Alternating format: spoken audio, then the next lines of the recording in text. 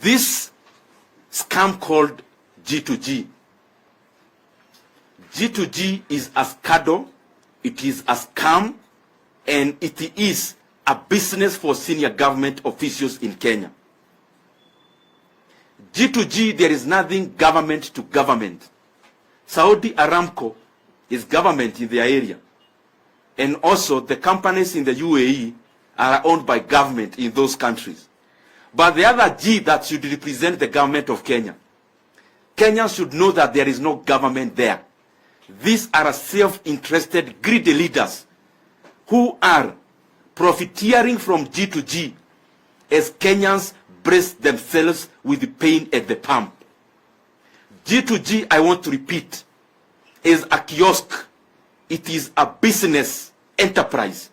It is a profit machine for senior government leaders in Kenya. And the companies that handle 75% of G2G volumes, the ultimate beneficial owners of these companies are the same people who added fuel prices yesterday. That for them, they would rather make profits from their G2G arrangements and illegal businesses, but Kenyans to shoulder the burden and the cry. The most unfortunate bit is that they have now extended that grid from now downstream to midstream to all the levels of fuel production in Kenya.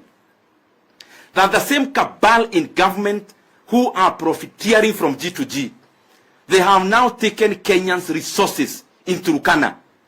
That the oil in Turkana does no longer belong to Kenyans. It now belongs to greedy leaders. The same people profiteering from G2G, they have now stolen the Kenyan fuel and oil in Turkana. They are now exploring it and exploiting it for their own personal benefit. It is a big shame. And Kenyans cannot continue to be led in this kind of profligate and unabashed and uncontrolled greed. G2G, for avoidance of doubt, is a scandal. And the people who you see there purporting they are the owners of those companies are not. The second thing is that we have now also negotiated through the pain of Kenyans our political dealings. The G2G companies that were there previously belong to the original owners of government, the original one. Now even those who joined, part of the negotiation that was there after the protest of 2024, that instead of addressing the issues Kenyans raised, leaders sat down to cut deals, and a few companies were introduced into G2G. One of them, you have seen it in today's newspapers on front page. That as Kenyans we are talking about lowering taxes and lowering the cost of living, leaders sat down in dark rooms and instead cut deals on introducing companies belonging to the then opposition. For them to be silenced, Kenyans had to pay the price.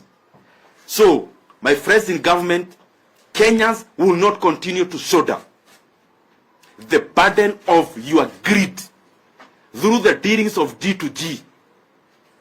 That as they bear the pain in the pump, you are celebrating the profit. That will not continue to happen in Kenya anymore.